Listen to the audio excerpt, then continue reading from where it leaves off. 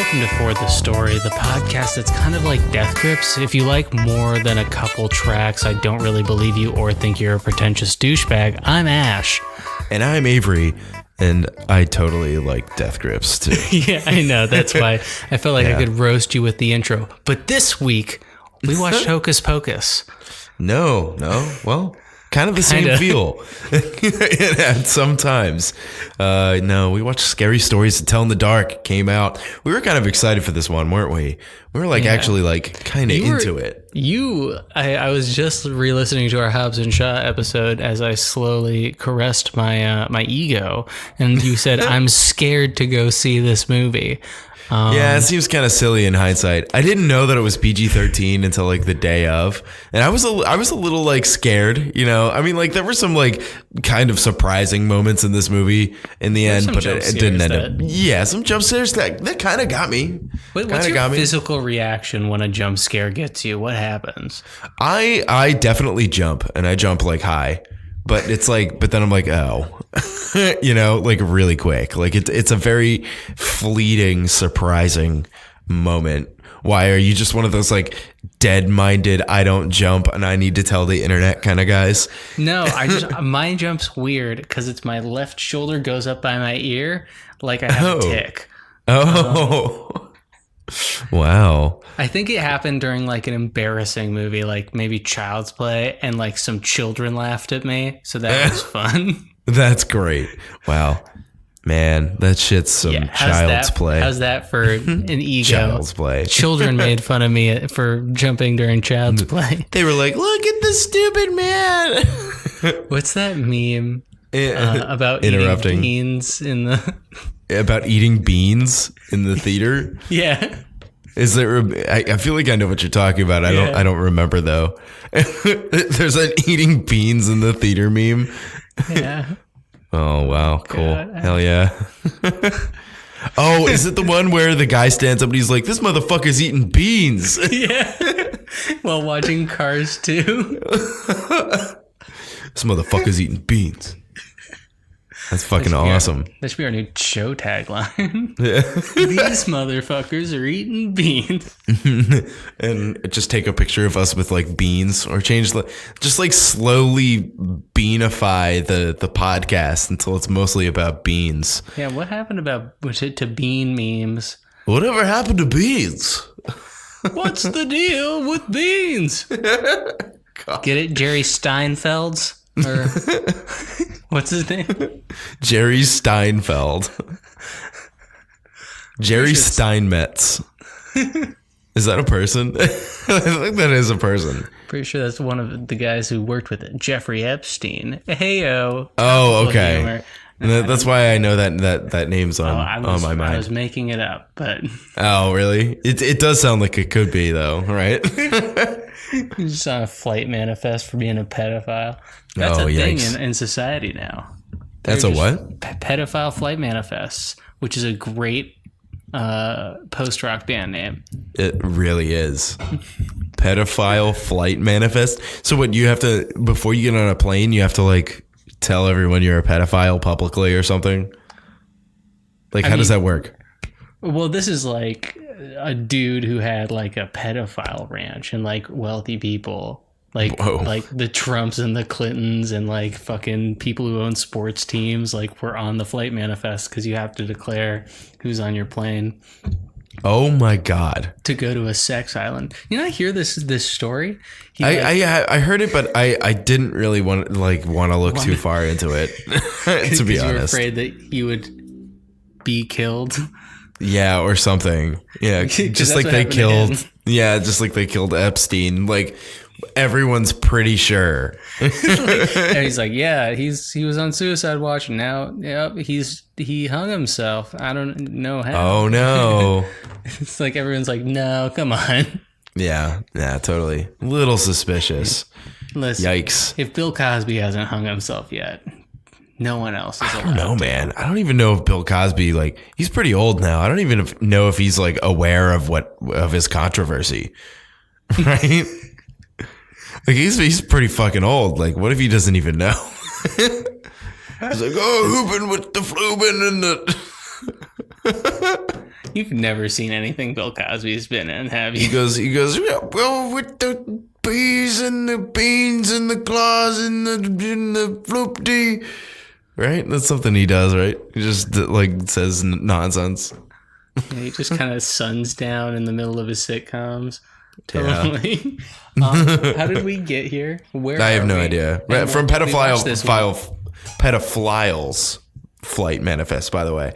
But no, we got there from there. Yeah, so we watched a movie. I actually didn't really watch anything of note this week. But Ash, did you watch any movies that don't pertain to scary stories or to pedophile flight manifests that you would like to discuss? Hey, are you like trying to dox me? What the fuck's up with that phrasing? I don't know. It's just I was just like, it's something that doesn't have anything to do with scary stories or what we were just talking about. I pulled a move. Cool. I showed my mom Hereditary. Oh, cool. What did she think? Well, we've made it through the first hour 15, and she likes it so far. I think once Toni Collette tries to cut off her own head, she's going to be a little bummed. A little out. Skeeved. Yeah, a little like, maybe not anymore. Yeah. She like told me, I was like, I had a weird dream. I think it's because of the movie. I'm like, dope. Nice. It worked. If you met my mom, like, you would know that like showing her Hereditary is an insane person thing to do. Oh, really? Oh, yeah. She's super just like dramas, and like she loves like the Borgias and like those kind of historical drama series. Oh, cool. All right. So very different from me. So yeah, that was an interesting move. We didn't finish it. And then what else? Anything else? I don't know, man. Started a couple like movies and I was just so uninterested with. Yeah. That's pretty much what happened to me this week. I just like didn't have anything that caught my interest. I almost watched Clash of the Titans. Yeah, from 2010. Netflix. I thought about it. Yeah, I think I'm going to. I might watch it tonight. But there you go. Sorry, guys.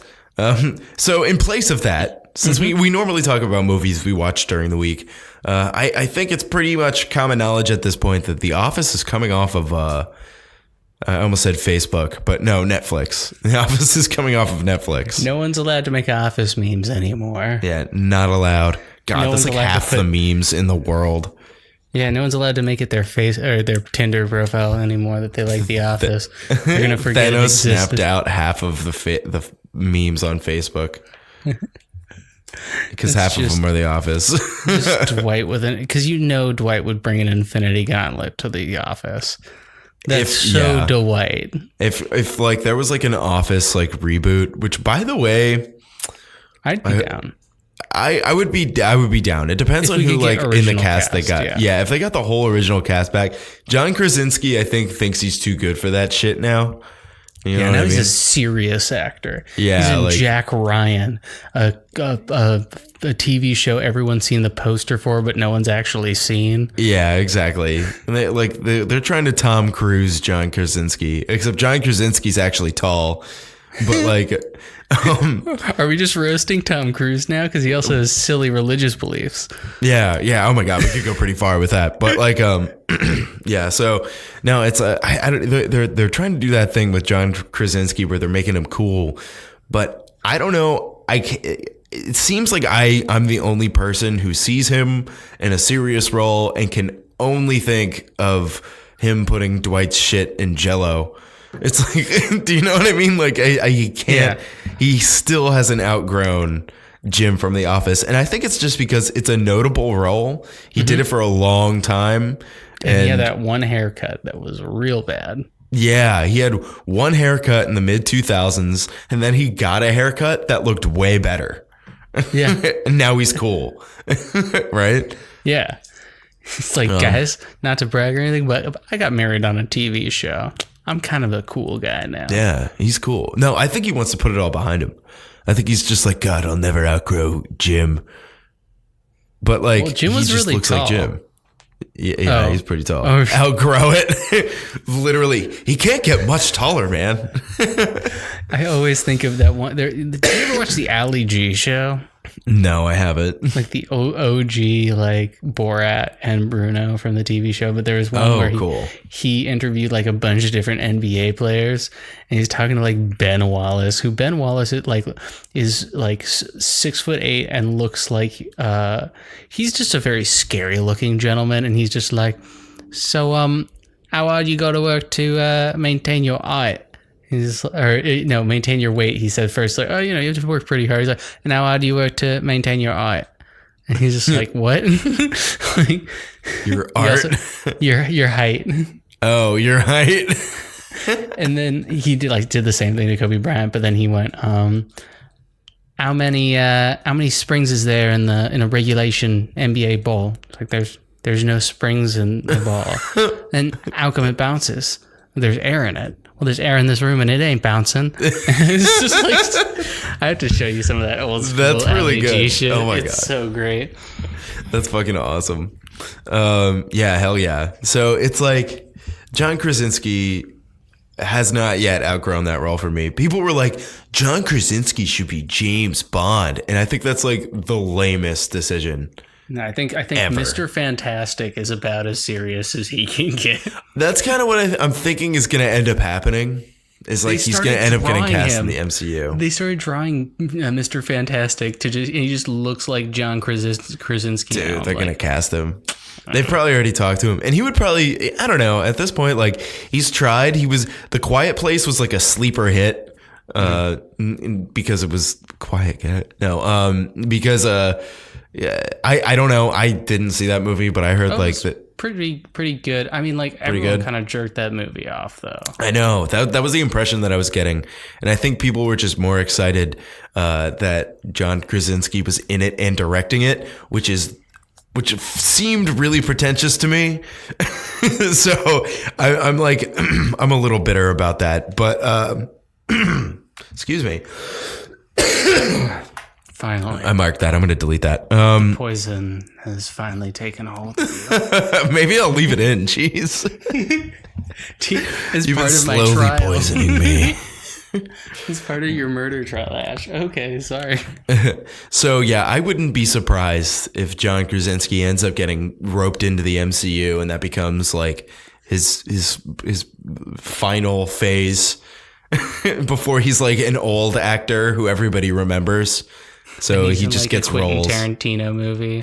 Yeah. Well, a Tarantino movie I think would elevate him a lot. I don't think Tarantino would touch that guy.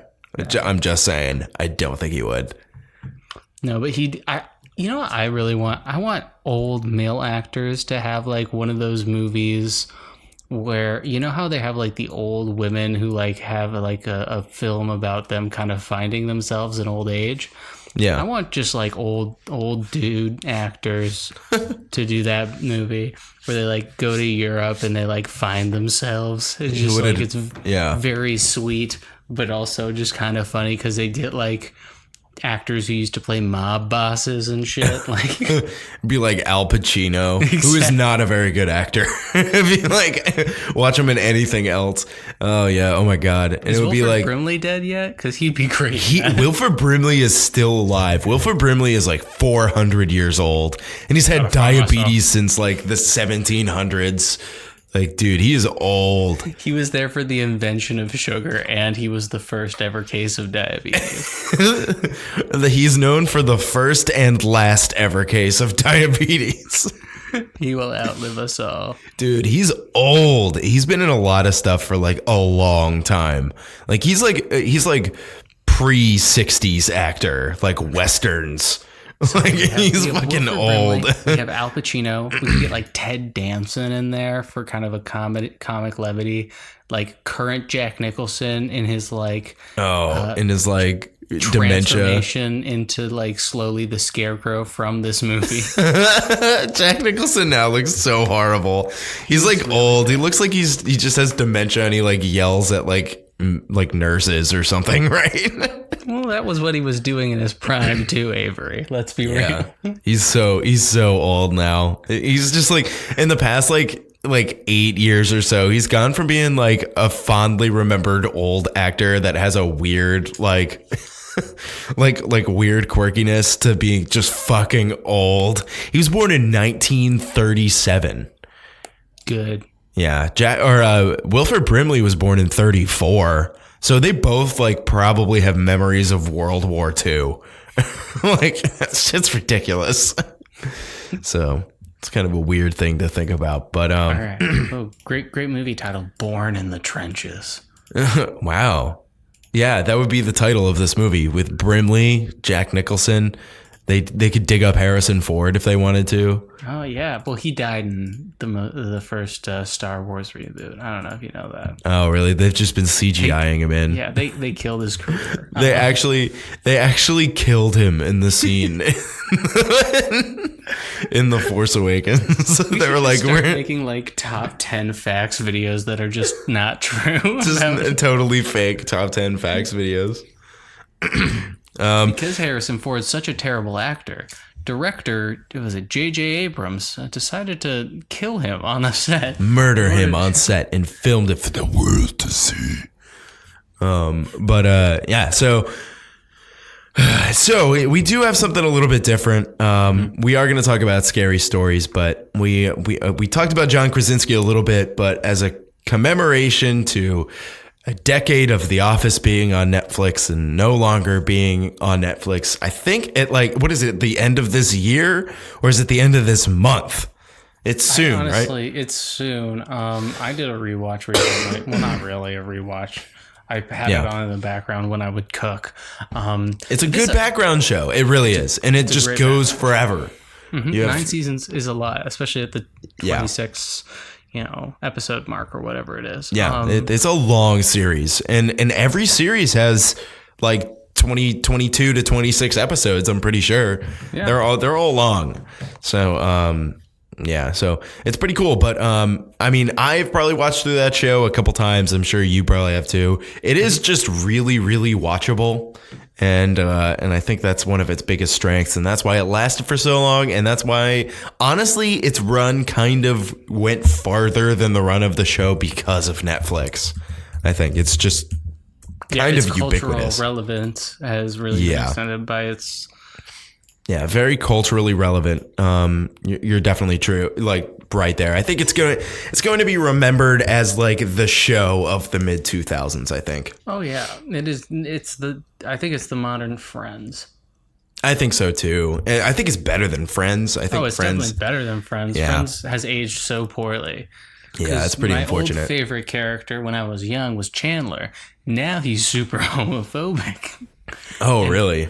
Oh yeah, he's just like super homophobic. He's just got the not gays, a bad case of the not gays. Dude, that was like, it's really funny thinking about that stuff in like the 90s. Like go back and watch old Simpsons episodes and like see how like homophobic people just were and we're just okay with. It's really weird because nowadays everybody's just like used to gay people because it's like they're everywhere. There's no stopping it. You know, like even if you wanted to, and I don't know, gay people tip me a lot, so I'm like, get it, Avery. You're pretty. Why don't you go fuck yourself? Yeah, I'm behind the bar serving up cold beverages. So, Avery and I were recently in a mild argument, as we tend to do sometimes. All the time. We argue about movies and shows all the time. Usually when we're texting each other, it's to argue about movies. It's great. We have a great relationship. It's very good. Yeah. We're like an old married couple, but only about certain topics. mostly movies and TV shows. It's great though. It's like, I don't know. I feel like generally we respect each other's opinions enough to like take the other into consideration. So it's good. Sure. Sure. Yeah. Yeah. No, I love your opinions, Abe. Yeah, I love your horrible opinions. I love your incorrect opinions. So we were arguing about whether or not the characters in The Office become caricatures of themselves. And I challenged Avery. I bet you if I give you bits from The Office you can't tell me which season they're from. So I will totally rise to this challenge. I think it's pertinent to bring up the video that we watched. Do you remember what it's called? I should have looked it up before we started the show. Death of a Sitcom. Yeah, it's called The Office, The Death of a Sitcom. And it's really good. Let me see. I'm pulling it up right now. Because I want to shout out the guy. His name, the guy who created the video is Jesse Tribble. Came out about a week ago. It's called The Office: Signs of a Declining Sitcom. It's really cool video. I've mentioned topics that it brings up on the show before, namely over serialization and decharacterization of like characters, and he brings those things up very eloquently, and I think it's a very, very good video. But you brought a good point to light in that it kind of seems like this guy is still just mad that Steve Carell isn't on the show. I also think it was very timing based. I made the argument to you like, yeah, no, I agree with a lot of the points. I don't think The Office is the best example. I think I Met Your Mother. I think like I think we should save this for a whole episode. Oh yeah, we can talk about just like a movie or TV topic that we disagree on sometime. Yeah, we could do like an extra bonus episode. We'll talk about that after we're done recording today, but because that would be good, because it is a good time for us to talk about something like that with like The Office pretty much coming to its like the end of its afterlife, if you will. So that'd be really good. Maybe we could both like rewatch it. We'll start and we'll see if we can finish it by a certain date, and we'll go all the way through, and we can even like go by season and see what we like and what we don't like. Yeah, I'd be down to do something like that. Anyway, yeah. We'll plan afterwards. Totally. Let me give you the rules of my quiz. Okay. 6 questions. All right. It's pretty simple. I'm going to give you a bit, and each question has 2 points that can be allocated. Okay. All right. 1 for figuring out who the characters are. Another point for guessing if it's in the first 3 seasons, second 3 seasons, or last 3 seasons. Oh, I like that. I think you initially were going to divide it up 50-50. Mm-hmm. But I think that this is going to be a little better. I like the way you block that off, because there are like 3 distinct blocks for that show. I do enjoy that. Cool. Into it. Okay. All right. Let's go with question number 1. After the epic basketball game between The Office and The Warehouse, one of the characters not featured in the game drains a ton of shots. Kevin, season 1. So first 3 seasons. That's correct. All right. Off to a good start. In this opener, one character pretends to be someone of another race to get another character. Oh, this is second 3 seasons, and it's Jim pretending to be an Asian guy to get Dwight. It's actually season 9. That's season 9. That is season 9. Wow. Those openers, see, maybe that's where they put their writing. That is surprising. All right. Okay. You've gotten 3 of the total 4 points on the board, but let's move on. During a Christmas party, one character gets very drunk and lights their hair on fire. Someone tries to take them to rehab. Oh, I know it's Angela, not Angela. It's what's the drunk lady? She's it's not Phyllis, because she's the older woman. What the fuck is her name? I'm totally forgetting her name. Anyway, I think you know who I'm talking about, but I want to say they try to take her to rehab. I feel like that's season 4. And I want to say, oh my God, what's her fucking name? Oh my God, she sits by Creed. I'm literally just spacing on this woman's name right now. I know it's not Phyllis. I'm just going to say Phyllis. I know it's not her, though. All right. It is the second block. Cool. But it's Meredith. Meredith. That's her fucking name. Damn it. Oh, well.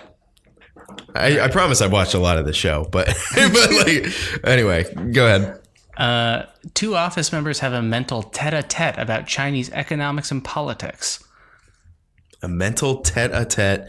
This is Oscar and Michael Scott. Mm-hmm. This is the last 3 seasons. That is correct. Yeah. Very nice. That was a good one. Yeah. The chili incident. The chili incident. Yeah, because Kevin spills the chili. Mm-hmm. Ooh. I want to say that's season 3, but it so could be season 4. I don't know for certain, so I'm going to say season 4. It is season 5, so it's the second block. Yep. Okay, cool. Hell yeah. Still get the point. What? All right. And the last question. Open road. You hear a song playing. My poker face. Car pulls up. And the character says, "It's Britney, bitch." Oh, man. This is a season opener, actually. I want to say it's for season 4. And I know it's Michael Scott. It's season 5, but yes, that is correct. So second block. Yeah. Yes, I get the points. You did better than I thought you would. Told you, dude. I know this show pretty well, except for forgetting Meredith's name. But again, one of the least characters of the show. And honestly, it's just having a brain fart. Because as soon as you said it, I was like, yeah, of course I knew that. Because I was stuck between Angela and Phyllis, and I was like, I know there's another fucking character in there. Yeah, I told you. What'd I get? Like 10 out of the 10 out of 12. 10 out of 12? Yeah, not bad. Yeah, that's what is that? A B plus? It's an A. Avery. Yes. What's it like? Is that your first one? First A in my life. A for Avery. All right, I'm taking off 3 points. That's minus 3 points. No, don't do it. No. I need this. All right, so I need this. Okay, so with that under our belts, we got to talk about something so far removed from The Office. Because I like The Office. Let's just like hard drop a bomb and get those budgets going for scary stories to tell in the park. Pew.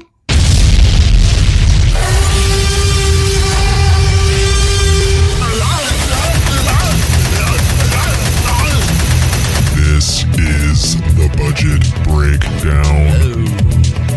Pretty wild. Okay, this had a production budget of $25 million. Its opening weekend, it grossed $20.9 million. Hasn't quite made it back. It's only being released domestically, not worldwide. It's the 86th top movie in the past 365 days, 60th highest opening weekend in August, and 3,172nd all-time domestic. Guess all. Wow. 3,171. Wow. Oh my goodness. So interesting stuff there. The budget is much smaller than I thought. I'll say that right now. And I think I can kind of see, like, thinking about it now. I thought this was more like maybe like an $80 million movie. Oh, you know? Why? It just screamed $80 million to me. I don't know what it was. It just seemed like $68 million. $68 million was its budget, or it was like $25 million. You said, right? Yeah, $25 million. It takes place in 68. Yeah, $68 million. I remember we were texting about it, and you were like, "Why does it have to take place in '69?" Nice. You're like, you idiot. It's like you got it wrong just for the joke, and I appreciate that. I legitimately thought it was 69. Nice. I'm just a moron. So $25 million. Less than I expected. I'm kind of surprised that this movie isn't doing very well, because my theater was completely packed on a Monday night. Austin has a weird market, dude. You have to admit. Like Hobbs and Shaw was empty. Yeah, Hobbs and Shaw was empty. Scary Stories was full. Yeah. Hereditary was so hard to... Hereditary and Midsommar both were so hard to get tickets for. Yeah, my Midsommar was pretty empty. Yeah, I mean, interesting. It was medium. It's like a film culture here. You know, they do call us the film capital of the world. I don't know where the fuck you live. I know we've done this joke before. Never mind. We have definitely done this joke before. We're gonna get one. We're gonna get a movie one day, and then you'll all see. Yeah, and then you'll finally unseat Austin as the film capital of the world. I mean, it is probably the capital of like. Actually, it still might be us. It's the capital of Texas. Yeah. Yeah. It's one of the 2 cities in Texas that's still on the public energy grid. Wait, what? Is it? Yeah. Yeah, when George W. Bush was governor, he deregulated the market, and only 15% of all energy in the state of Texas is on the regulated market. So interesting. Austin and San Antonio, and actually the cheapest energy prices as well. Oh, good to know. So there is one thing that's interesting about Texas, I guess, since it's up in the air, we're talking about it. There are like 3 big main power grids in the U.S. There's like one, I think, in the East, one in the West, and then Texas has its own power grid, and it's been like that for like probably 100 years. So interesting. I always thought Austin was just part of that Texas grid, but I guess it's public. Who knew? Well, it's a couple different thing. Like it's multiple grids, but make up a larger grid. Yeah. Energy economics is weird. I don't like it. Yeah, but let's not get into that. We'll talk about that at some point, but over some beers and not on our movie podcast. So when either of us asks a really dumb fucking question, there can be no record. Yeah, exactly. Well, I'm already going to edit that part out. So okay. Shit. So Ash, what were your expectations, or do you have some budget questions for me? Because I'm thinking about it, and it's just like all of those numbers were so like underwhelming.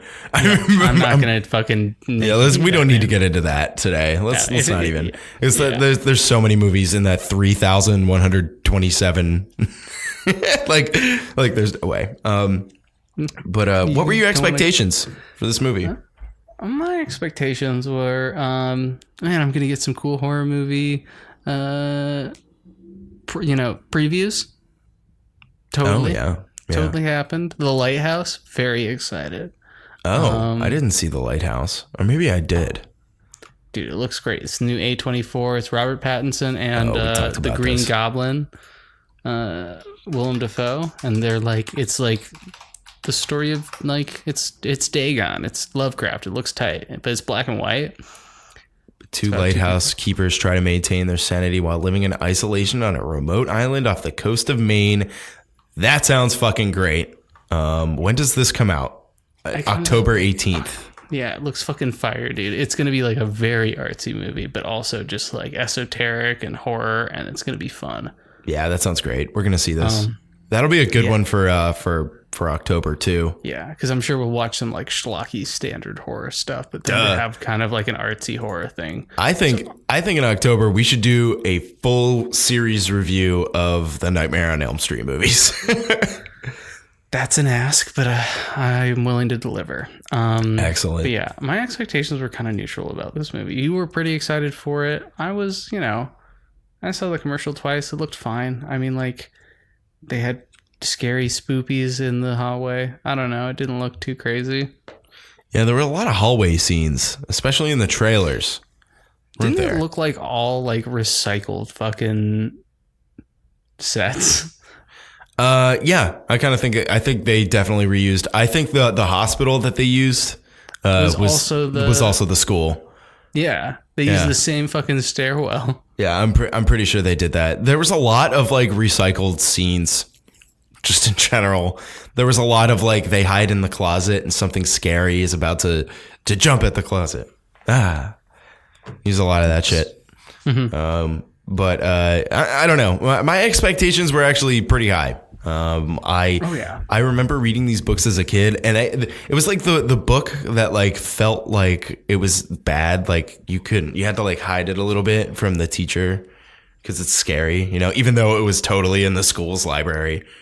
like yeah, Did you it read just all like the Goosebumps? It was scary. They had some scary art. It was one of those books that I remember being like a kid and scared to read at night on my own because it was pretty intense. I remember R.L. Stine used to do, you obviously remember Goosebumps, but I remember around the time that I was in like maybe 3rd or 4th grade, I think the whole Goosebumps thing of the 90s was kind of like tapering off a lot. He probably wasn't selling as many books.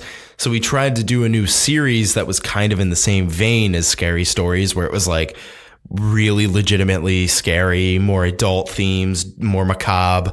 And I remember liking that book more than liking this one. And I can't remember quite what it was called, but I know it was like more teen oriented. Yeah, it was like the characters were a little bit older, and it was like just aimed at a little bit older of an audience. This movie, for Scary Fear Stories Street? Yeah, it was something like that. Oh my God, I think it might actually have been that.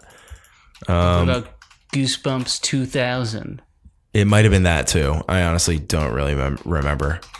Goosebumps 2000. Oh, actually, I don't think it was that. I think that's just what he started doing in the 2000s. It was called like Quarter Past Midnight or some shit like that. I can't remember what it was. It was something to do with midnight. I don't remember now. But yeah. So it was something. What's that? The Overnight? Man, I don't know. I honestly, I really don't remember. I'm just looking at the list. You know what, R.L. Stine? Slow down. You don't have to write 50 books. But like good for him. It's what he likes to do. And he's creative, I guess. I mean, like a lot of like the Goosebumps books, I remember finding out later that it kind of overlapped a lot. Like there was a lot of stories. If you're trying to tell me Night of the Living Dummy Part 3 was in any way similar to Night of the Living Dummy Part 4, I say that you are an illiterate plebeian. Yeah, I have a distinct feeling that they were very similar. But I think it's kind of cool like that he tried to spin off. Is he still writing them? I don't even know. I mean, I think it's just an algorithm now. It's just like created by like, he has like infinite monkeys on infinite typewriters typing up Goosebumps books. That's the phrase, dude. If you give a room full of monkeys a typewriter, they'll eventually write Goosebumps. Yep. Hell yeah. Wow. Yeah, there's some that like have lasted for a really long time, you know? Oh God, yeah. They made another Goosebumps movie this year. Yeah, Goosebumps 2, which I guess he's got. I mean, like, obviously he's getting royalties from it, so maybe he's not writing anymore. Maybe he's like, oh my God. Oh no. Yeah, no. That is the movie. Never mind. Television. So Jack Black? Yeah, Jack Black's in it. I fucking love Jack Black. Dude. Oh, I saw the commercial for Jumanji 2. Oh, fuck that shit, man. I'm not interested. Fun. Yeah. It looks fun. You think? Danny DeVito's in it. Oh, finally, Hollywood is listening and putting him in dumb shit. That's good. That's good. It needs to be that way. But Scary Stories, man. I want to try to stay at least somewhat on topic. We're kind of getting long-winded here. But Scary Stories. My expectations were decently high. I saw the trailer and I was like, wow, that was kind of scary looking. The trailer, I think, was better than the movie ended up being. But you know, it did really get my interest, and I was kind of excited, and I liked the feeling of being excited for a movie like this. I think more than anything else. I just enjoy the idea of being, you know, hyped for a movie that nobody else cares about. I think another example is Godzilla King of the Monsters. I think I was the only person who really cared. I don't know. There was a 12-year-old who was really stoked who sat behind me in that theater. Oh yeah, I'm sure, right? I was the only person who like was legit. I remember like after I saw Kong Skull Island, which was like actually a good fucking movie. Yeah, that was great. I finally watched it. It was good. Yeah, that's a really fucking fun movie. But after watching that, I was just like, hell yeah, I'm ready for more of this. Like, and then King of the Monsters ended up just being the same thing as the first one. We talked about that at length, but yeah, we have a whole episode about Avery. What were your pros for this movie? Yeah, sorry. Yeah, my pros, man. I liked a lot of stuff. I actually really liked a lot of stuff. I love the scene where the kid is about to eat a toe. I thought that was disgusting and ridiculous. I was like, this is stupid. I love this. It was just so gross. And the idea of like finding stew in your fridge and your mom's just like, I don't know who made it. And you're like, well, I'm eating it. And then you dip in there and you don't notice that you're about to put a big toe in your mouth. So gross. I loved it. See, that played real just like too dumb. That's not like, because they went from Scarecrow to that. Oh my God, it was so good. But the Scarecrow wasn't anything that was like, he walked around like an idiot. He was just like Humpty Dumpty. Yeah, but like it was so funny. The way that the guy died was like into like. Oh, I did really like that. Actually, I liked that bully a lot because he was just like, I'm gonna kill commies, and like someone had sprayed him with like seltzer water on his face to pretend like he was sweating. Like it was great. Oh yeah, and like there was a part when they were like locking the kids in the basement, and like he was acting like kind of like drunk and shitty, and Sid like looked at me and she was like, "Is this actor drunk?" And I was like, I think so. I think the actor's drunk. And then like the next scene he comes home and his mom's like, "You're drunk again." And it's like, oh good, okay. It's not just the actor being drunk. That's good. It's part of the method, man. You just gotta get your kid actors drunk. No, actually, I really liked that was probably the best part was his. I really didn't like this movie. I should come forward and be clean with the audience. I didn't love this movie in any capacity. I thought it was okay. And yet we still like are vehemently disagreeing, even though he thinks it's a little bit better than I thought it was. Oh yeah, totally. Like flat out text argument.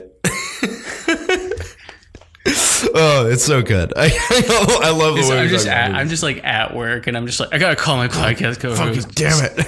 He's being an idiot about a movie. I'm sorry. Dude, I'm at an advantage in those text arguments because I have an app on my computer that lets me just type and send texts from I could just type on my computer and send you texts. So I'm letting you know. My CEO is standing over my shoulder and she's like, dude, just own him. What are you doing? Own him or you're fired. Own him or you're fired. Yeah. So, yeah, man, there was some other good stuff. I liked the toe. I did like the Scarecrow. That bully should have stuck around. He was good. Yeah, he was good. The classic thing would have been like he shows up in the third act when shit's like really going down. Yeah. It's something that we thought about is that they killed this bully like right at the beginning of the movie, and like really like the end of the third act is the bully kid dying, and we thought like, man, they should have like just pulled him off set and then like had him come, like later in the movie and lock him in the basement, and then he gets killed by the jangly man. And like there was like a lot of like ideas that we had that would have probably worked better for the script because it kind of had a very vague or like not threatening antagonist.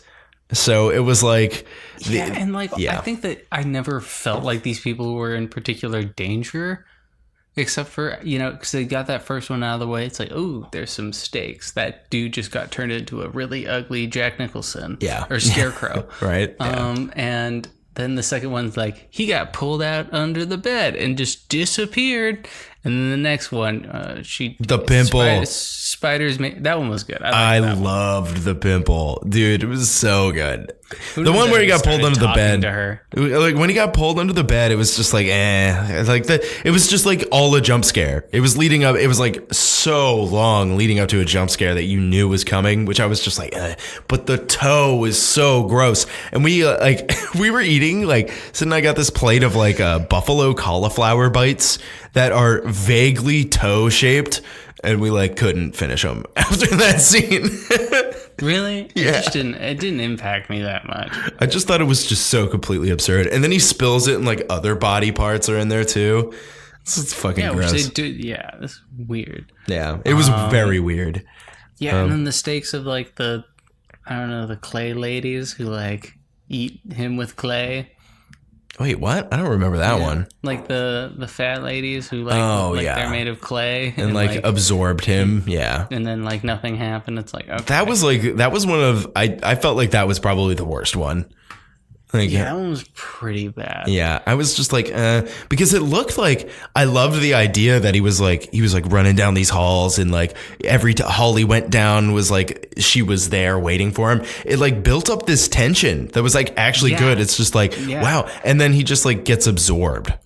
And I was that did not pay off because it was minutes of him running down these hallways. And it was great because the place was such a fucking maze. Yeah, it was good. It worked really well. And it was all shot just totally red. for like this whole scene with like flashes of like white light that were like adding color every so often. And I thought that was awesome.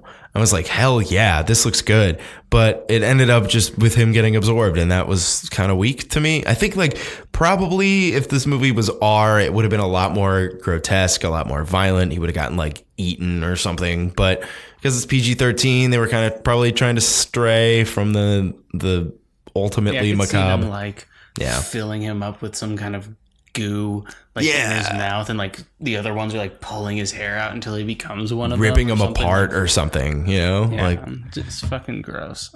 Something horrible like that. So that one ended up being like starting great, kind of deflating a little bit, but that pimple one, man, that fucking pimple scene was so great. And like it starts out as this little red spot, and then like she's in the dressing room before like this high school musical, and like the other girl in the dressing room is just like, you got to do something about that. And she runs, it's just getting bigger and bigger. Starting to talk to her. It's like, hey, Toots. Hey, it lights up a cigarette. He's looking pretty hot in that dress, Toots. And it's just like, oh my God, it's like, Jeffrey Epstein. Oh my God, Danny DeVito's on her face. That pimple scene was like particularly hit home. I haven't ever talked about this on the podcast because it's probably one of the most disgusting things that's ever happened to me. But I had a really bad abscess on my chin about a year ago now, and it just like was huge, and like it was so bad it was like cutting off nerves in my face, so my face felt numb. Ended up just going to the doctor and getting an antibiotic, but it popped like a giant zit, and it was gross. It was the grossest thing, and it literally looked like the pimple on the movie. So I looked over to Sid and I was just like, remember my chin? It was so good. So that has literally happened to me, if anybody's wondering. Spiders didn't come out. But because you're fucking lame, dude. Yeah. But yeah, so there, everybody knows, the whole internet. I have been wanting to tell that story for a little bit because it is disgusting. It's fucking gross, awesome. Dude. Yeah.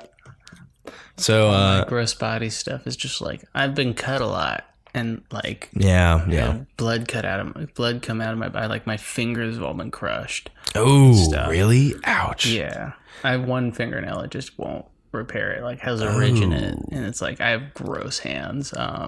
I have a friend whose finger got cut off just like a month ago. Freaking fire, dude. I don't know. Maybe I shouldn't say his name, but it's kind of cool. Not which friend, which finger. Yeah. The ring finger on his left or his right hand. I can't remember. I think it's his right hand. I'm not going to say his name, but it's a pretty fucking cool story. He's kind of like embraced it. So, and like, I think he's like taking it with a sense of humor, which I think is the only thing you can really do, you know? It's just like, if it's gone, it's gone. You kind of have to just embrace it. And, it's like, can't live your life. Just going up to girls at the bar is like, hey, I dropped my finger. It might be in your drink. Oh my God. I wish. It's just like, I don't know. If you lost like the right finger, it would be kind of cool, right? You know? What if it's my middle finger, man? That's kind of cool. I hate that. Anyway. Let's give me a couple more pros. Let's try and transition this. Yeah. I just want to hear more of the things you really liked. I want to say my last thing that I really liked was the general idea of the Jangly Man and the design of the Jangly Man, but the end execution ended up being less than I expected. It's pretty clear that Del Toro did not do the creature designs for this, but they wanted it to look like Del Toro did the creature designs for this.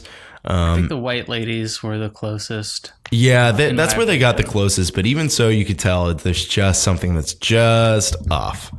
But absolutely. Yeah, these were not Del Toro creatures. And one thing that Del Toro does that makes him stand out is that he actually like puts actors in costumes. And I watched several making of, like, there was like a trailer that was all like showing behind the scenes, and they were showing like them putting actors in prosthetics and all sorts of cool stuff. They got a contortionist to play the Jangly Man, which I thought was awesome. But at the end of the day, the what they ended up putting in the movie was just CGI. So they filmed all of this practical effect work and then just put CGI over top of it, which is like kind of a letdown, right? Like, yeah. So that ended up being a little disappointing because I was kind of excited to see some like crazy contortion stuff. It didn't look good in the dark. Yeah, it really didn't. Pretty bad. That kind of makes me think like either their budget ran out and they were just like, we got to do CGI last minute. We just don't have the budget to do this because it was a pretty small budget, or they decided to do CGI last fucking minute and didn't have time to finish it. One of the two things I think happened. There's probably a time constraint or a financial constraint. It seems like that's what usually it is. Yeah. All right. Let's get to my favorite section. Yeah, right. I'm just ready to tear this down. Yeah. I think I have an idea of what you're going to say for the cons. I think we're going to agree too. It's just, I feel like there's enough pros that balances it out, but we'll get to our rating in a bit here. But go ahead and hit me with some cons because I have some too here. Let me rapid fire a couple. Number one, this wanted to be Stranger Things so bad. Yeah, agreed. This is bad. Number two, the only reason this movie was set in 1968 was so calling the kid a wetback wasn't a political statement, which I think is dumb. Yeah. Three, the ending of this movie, I have a punch up for it, but it's literally the worst thing I've ever seen. Literally just like such a cop out for all a movie. It was bad. Let's talk about that. The ending. This movie ends with a story called The Haunted House, and the main girl, who's the main girl because she likes writing and it's a book. Who was played by everybody's little sister. Yeah. I don't have a little sister, but she's your little sister too. She kind of looks enough like my family that I'm like, yeah. She looks enough like everybody's family. She's everybody's little sister. But she gets transported back in time to like the house where they're being mean to Sarah Bellows. But she is Sarah Bellows, and they put her in the basement, and then she has an argument with a ghost, and the ghost decides to be nice. Yeah. And then she convinces the ghost that she believes her and that she didn't kill all those kids, even though she totally ended up just going on a killing spree anyway. And yeah, it kind of makes me think that they didn't have any good ideas for the end of this movie. All right, boom. You want to hear a good idea? Yeah. All right. So she's transported back in time just like they did. She's running around the house and realizes, she goes up to where the blind mom is, and she's like, Sarah? And she goes, Mom? And then she turns and she sees in the mirror and she sees she's Sarah Bellows. And because the old lady's actually her fucking mom. And then she's running around. And when they finally get her, the reveal is the brothers are her friends that were abducted earlier. Boom, they put her in the basement and she pulls out the book, cuts her finger and smiles into the camera. It's going to be a repeating process. Oh, and then she becomes Sarah Bellows. That's what that's what I thought was going to happen. Is like the girl's going to be trapped in the basement forever now to be writing stories, and that it's like a cycle. And it's going to happen again in 2020. So for the sequel. Yeah, but then I thought that it would have been a great twist if the brothers who were like capturing her were her friends that were abducted earlier. Yeah. Interesting. Okay. All right. Yeah, it would be interesting. Because otherwise they kind of just disappeared and they used it for like this half-assed, we're going to make a sequel shit that was just like on the road and it's Zombieland too. Yeah, exactly. Or like, you know what it reminded me of was, you remember that like German like commercial where it's like the car that's driving down the hills and that thing's face. I was so fucking ready for that. I was like, oh my God, here we go. They're going to call back to this for some reason. That's what it looked like. And you know what? Like one of the creatures, when the kid gets pulled under the bed, kind of looked like the scary face that's in that commercial.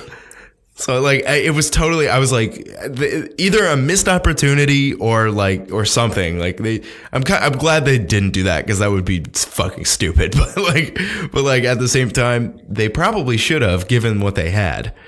Yeah. Shit.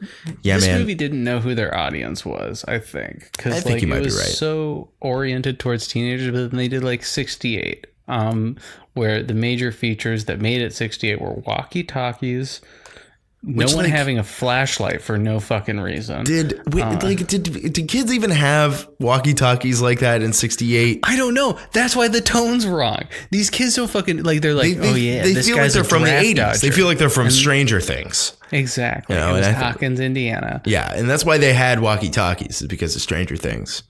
Yeah, 100%. Yeah. So and like these kids. They like a big plot point is like, oh, this guy was a draft dodger the whole time. Guess who doesn't fucking care? Nobody cares. It doesn't matter. Nobody cares. It's like we all just sympathize with him. It's just like, yeah, we don't want to go to war. Like nobody wants to do that. Of course, he's a draft dodger. If there was a draft, of course I would dodge it. Yeah, or just like move to Canada or some shit. That's draft dodging, Avery. Yeah, whatever, dude. What are they gonna do? Come and find me in the Canadian wilderness?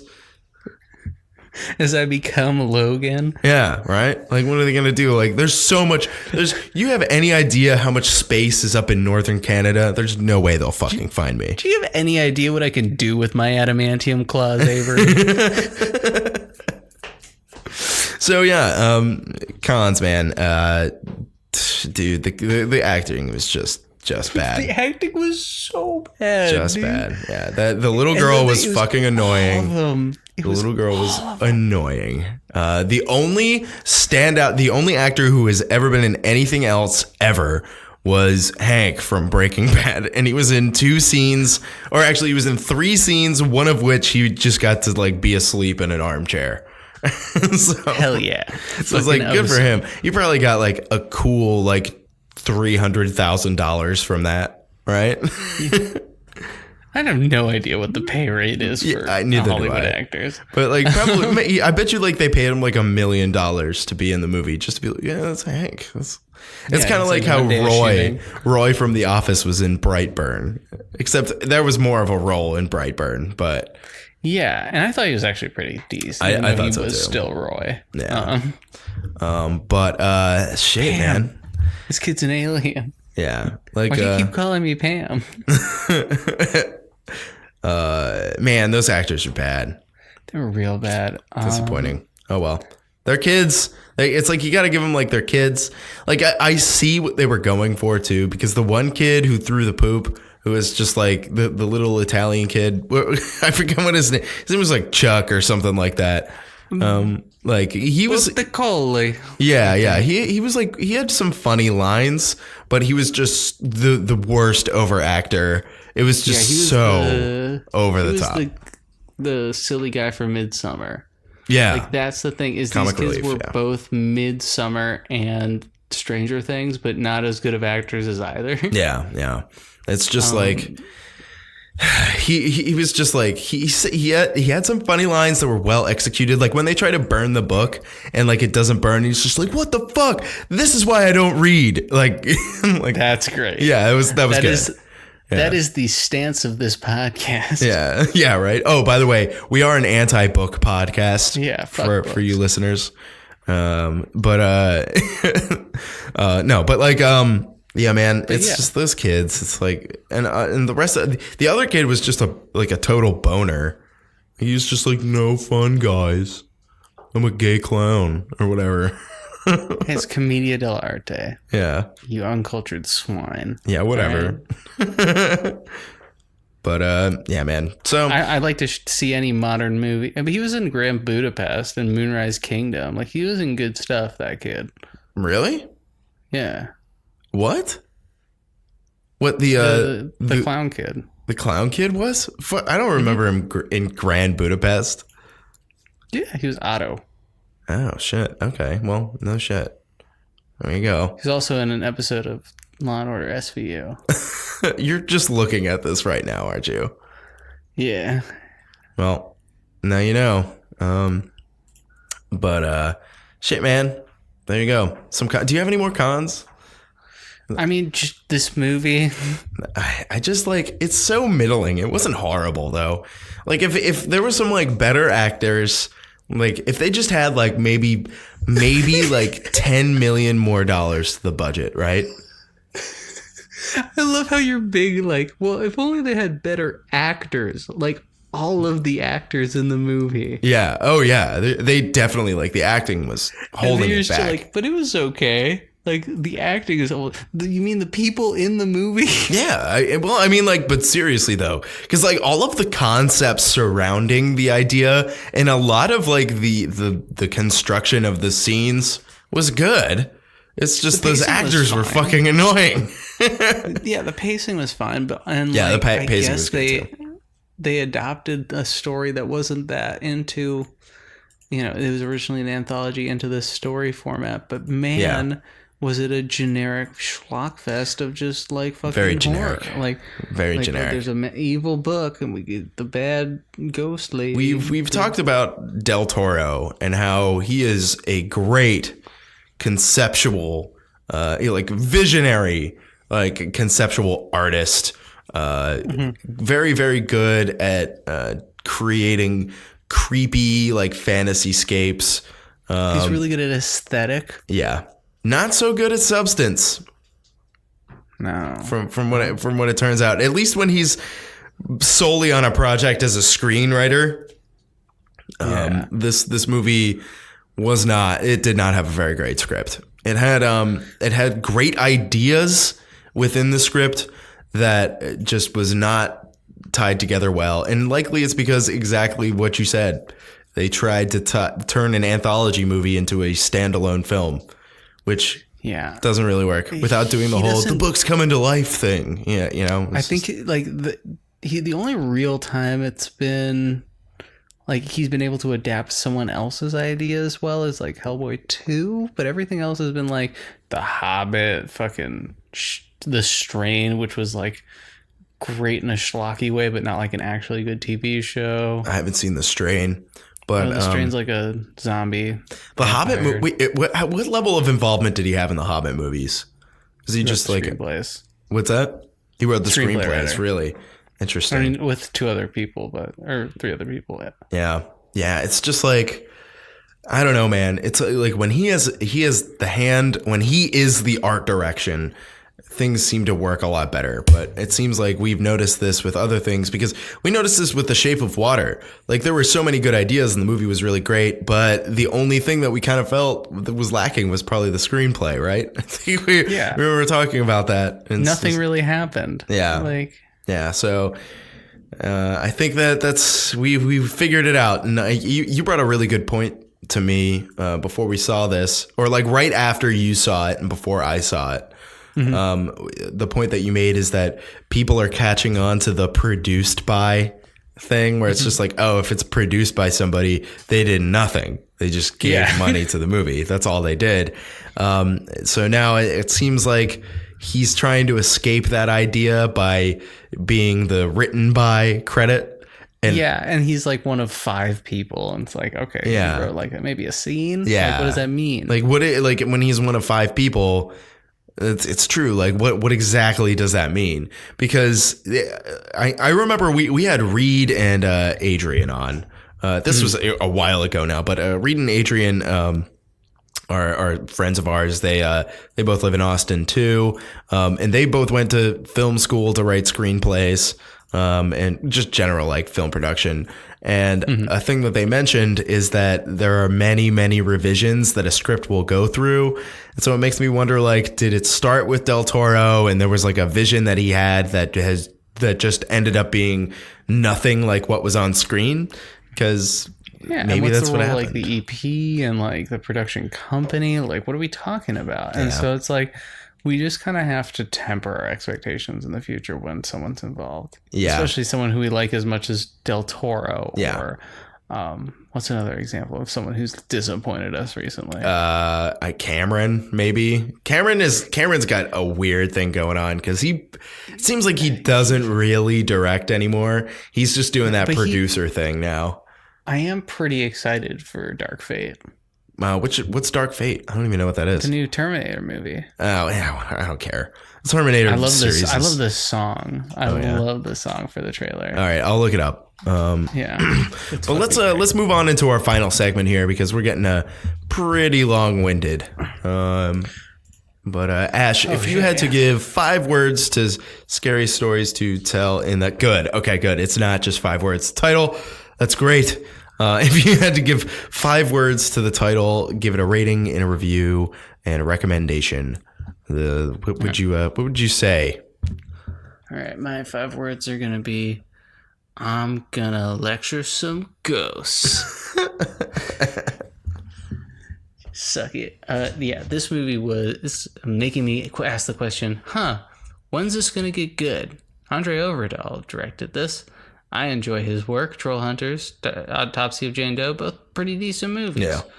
Yeah. This movie was good for about 20 minutes. Total of the runtime. It was a decently long movie. It featured terrible acting, bad story arc, good pacing, but generally I was more questioning what the fuck they were thinking than actually enjoying the movie. This movie gets a 2 out of 10. Don't see it. It's just not worth it. Wait for the better horror movies coming closer to Halloween. Brutal. All right, interesting. Okay. Fair review. I disagree completely. My It's a 3. my 5 words are going to be, why'd they kill the bully? I liked the bully character. He was like the best actor out of all of the kids too. I don't know if you noticed that, but I definitely did. Like, he definitely was. Even though how wet he was like very distracting. It was distracting. It was almost disturbing. It was like, this guy's a sociopath, dude. This guy's got a gland problem. Yeah, he's got a problem. And like, I thought that was great. They really should have like had him like go out of the movie for like the second act and then come back around in the third act just when you forgot that he was actually a problem. You know what I mean? Just to be like, oh fuck, that's right, this kid's on their trail too. You know, and the jangly man. That would have been great. And then the jangly man could have killed him or something. Like, it would have been weird but good. This movie has some great ideas that unfortunately didn't quite make it to screen, it seems. I like I said earlier, I remember seeing a production trailer that was showing some awesome looking effects, some great looking prosthetics, and they had a contortionist and all sort of stuff that they CGI'd over. I ended up not looking very good. But I really enjoyed a lot of the like how they were going through these scary stories, some of which I like actually remember, which I thought was kind of cool too. But like they were all like kind of self-contained, and they turned it into like the slasher, like the first kill, the second kill, the third kill. It stuck to that convention a little bit. The threat was just far too vague. I don't think the Sarah Bellows character is anything that has anything to do with the original source material. And that ending was just so lackluster.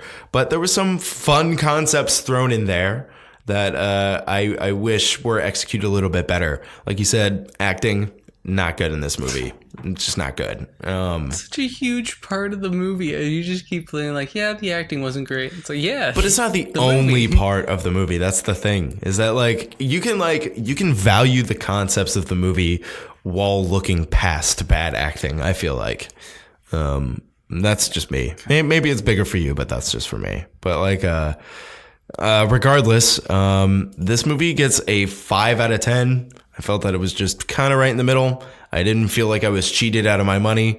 I had fun. I was actually kind of scared at a couple parts. Mostly it was just like anticipation of a jump scare though, which is kind of like cheap horror. And you know, I don't know. It's totally middling. It's going to be forgettable. I hope they don't make a sequel unless they like really kick it into high gear, get a good, like a big budget and like some better screenwriters and really just go balls to the wall. R rating. Yeah. And an R rating. Has exactly. A chainsaw now. Yeah. Yeah, I don't think that they would go for an R rating. It's just PG-13 horror tends to fall short. I think that they thought they were going to be able to market towards an adult audience because these are books that came out when people who are now adults were kids. And so I think they thought that they were going to do that. And then they were like, let's go the safe way and do PG-13, and aimed it at an audience that just didn't know what the source material was. I'd be surprised if this movie does well financially. Even though my theater was full, I don't think it's going to happen. But at least it was a somewhat original idea. They had some original ideas in there that could have been good. But pretty middling, pretty forgettable. I'm going to say just wait till this comes out because it's going to be like right on Netflix. Don't go see this in the theater. Yeah, this is not something you need to see in the theater. Nah, you don't. If you've seen everything else, I personally don't think you'd be wasting your time to see it, but just wait till it comes out on digital. You know, you just don't need to go and see it. Yeah. Go see Ready or Not. It looks like more fun. What's Ready or Not? Oh, that's the hide and seek. Hide and seek. That does look good. It looks like a lot of fun. Yeah. Like, even though it's super dumb. It looks like Clue. It's dumb already. It looks exactly. Yeah. And there's another one that looks like Clue that's coming out. There's another one that just is Daniel fucking Craig. Clue. Yeah, with Daniel Craig and Chris Evans. That one looks less good, but Ready or Not looks pretty fun. Just to see Chris Evans like call someone a dickhole on the big screen, it kind of sounds like fun to me, though. Yeah, it could be good. We'll see. We'll probably end up I seeing definitely would just enjoy Chris Evans being an asshole. it. Yeah. Ready or Not is coming out in like a week. So that would be definitely a good option if you can wait until next week for a movie to come out. That would be the one, I think. But yeah. So I think that about wraps it up for us. Thanks guys for listening to this longer than usual episode. I guess not by much, but Not really. yeah. So. But yeah, guys, thank you all so much. Find us everywhere. You know where to find us. If you're listening, you know where to find us. But Instagram, leave us a review on iTunes, please. That helps us. Leave us a voicemail. It actually like helps us more than I thought. Yeah. So like, there's like an algorithm that they take into consideration. So it's definitely for our ego, but it's also because it lists us up higher the more ratings we have. So that'd be cool. All right, guys. Yeah. Ash, do you have anything? If I have any scorned lovers, definitely write a review. Yeah, that'd be great. Any bastard children. Actually, if I have any bastard children, writing a review on Apple Podcasts is definitely the best way to get a hold of me. If you're either Avery or my bastard child, just write "Dad?" in the text of your review. or leave it in a comment on Instagram. Yeah. Let's see how many listeners get to the end of the show. If you got to the end of the show, leave a comment on the post that Ash is going to do for this episode. Dad? ? See if we get any at all. Doubtful. Yeah. We'll see what happens. But all right, guys. Thank you so much for listening this far into the episode. We love you all so much. Don't get spooked on your way home or eat a toe. I don't know. One of the two. All right. Bye, guys. All right. Goodbye. It's Britney, bitch.